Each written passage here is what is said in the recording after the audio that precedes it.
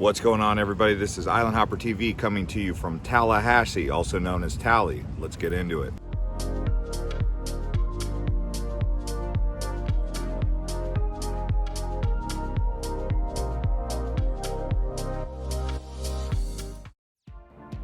All right, so what we're going to do in this Tallahassee, Florida travel guide is we're going to head around the downtown area, the midtown area, explore some of the history of Florida's capital here, and show you guys what you need to know about the nightlife.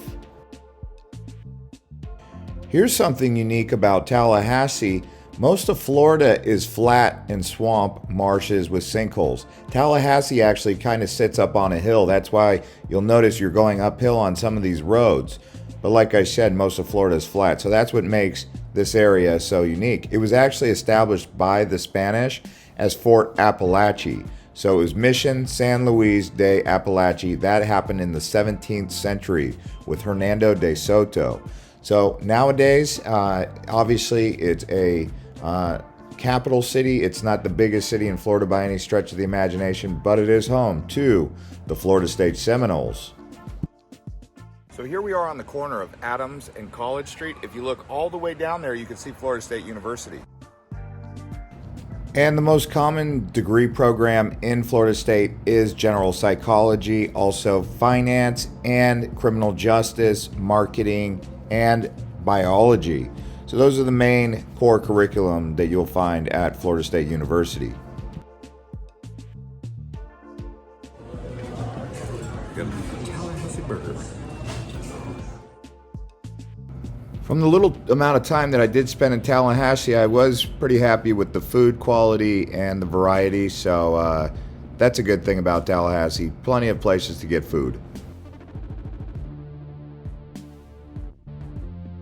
And if there was any town in the south that Tallahassee mostly reminded me of, it would be Savannah, Georgia, probably because of those trees that hang over the sidewalks in many of the parks like you have in Savannah.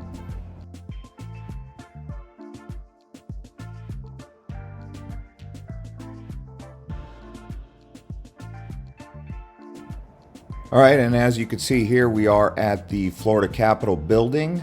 It's just like any other Capitol building, just right there in the heart of the city, actually towards the south. So if you did want to check it out, nearby here is the Florida Museum of History, which I definitely enjoyed, and it's free. We'll be going over there here shortly.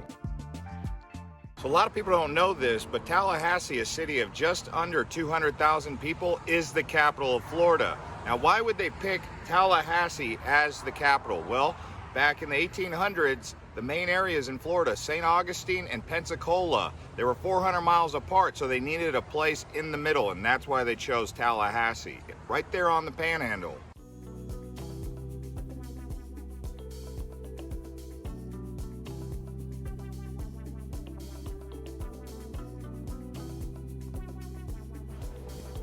You know, looking back on it, I would say Tallahassee is definitely the city in Florida to go to if you really wanted to learn about the history of the state of Florida, whether it be the citrus industry, the logging industry, or even the history with the Spanish.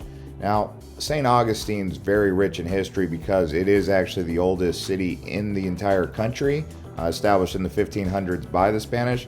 But Tallahassee is really where you get the information about Florida all across the board. And that's why you go over to the Florida Museum of History. Tallahassee is a culturally diverse place, and everyone gets along for the most part from my experience. No matter what background you are in Tallahassee, you will definitely feel that southern hospitality. Very friendly place from the time that I spent there. So do expect good vibes. But here we are looking at a woolly mammoth, and we're going to actually discover the Paleo Native American indigenous people who were actually here, and they lived in a very fertile location, mostly in an area that is uninhabited by the modern world. And the reason they don't settle in the area that the Paleo people of the Florida Apalachee people and the Seminoles lived is because they have sinkholes, so the land is sinking, it's hard to settle there. But that area in the more or less just above Tampa Bay is where the Paleo Native American indigenous people lived. And they lived a very fertile life, lots of food and resources. All right, what we're gonna do now is we're actually gonna head down to one of the swamps. It's called Wakulla Springs, so we're gonna catch up on the boat right here where you find gators. So this is just south of Tallahassee, about 15 to 20 minutes. Gator on the left. Get over there on the right in the woods, one of the Dr. Seuss looking bills. Those are white ibis behind the boat. What is that? What's that blackbird in the tree? They're a lot, but I've counted as many as 9 of her babies in one place, which means of the 3 or 4 that were like water. They are greased lightning when they hunt. The trade-off for that is that when they do want to fly, they have water right now is tannic acid. If it looks like Earl Grey tea, it's the exact same effect. All right, so yeah, we just showed you guys around that swamp there. Now it's back into Tallahassee town. You can see down here, this is an area by Cascade Park. This is one of a few parks in the area that you can check out.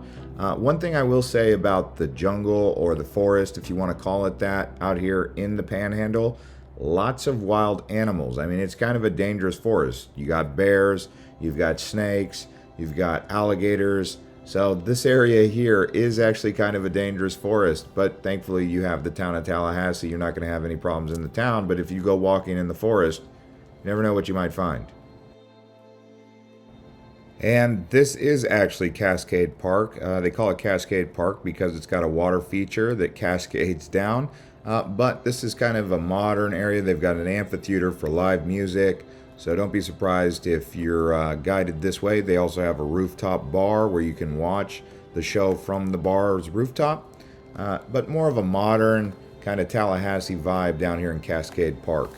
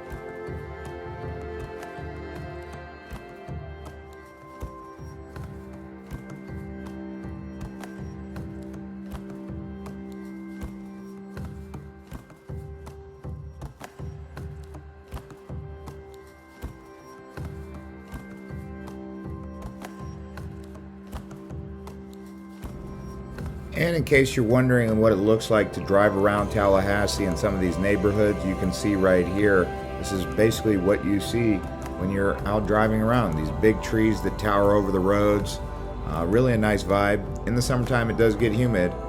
In the wintertime it does get cold. It can get below freezing at times. So hot summers, kind of cold winters, especially during the months of January and February.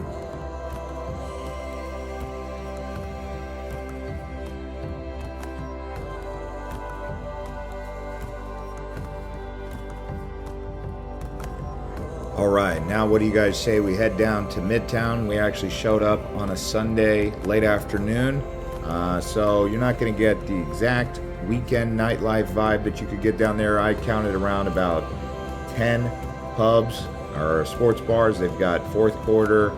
They've got a couple other bars and restaurants that we stop by there to find football games. So you can head out here to Midtown. That's kind of like the area, I would say, is where the nightlife does happen.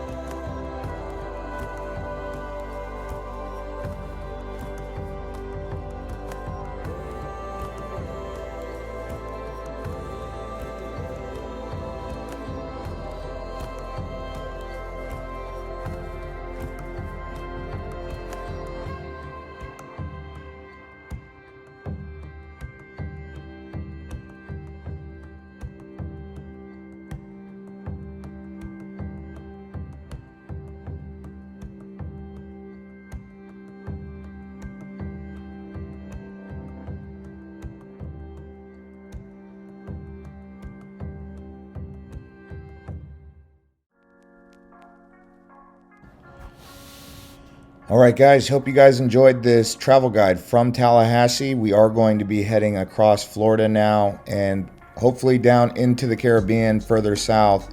So if you guys are along for this ride, first one right here, Tallahassee, we do have a video coming about the Forgotten Coast, a very interesting coastline, which is basically just south of Tallahassee. So you're going to want to stay tuned for that one when it comes out. If you guys enjoyed this, hit the like button. Subscribe to this channel if you're new. Thanks to all our returning viewers. We're going to be making some really cool travel guides here this fall. So lots to look forward to with Island Hopper TV. We'll see you on the next one.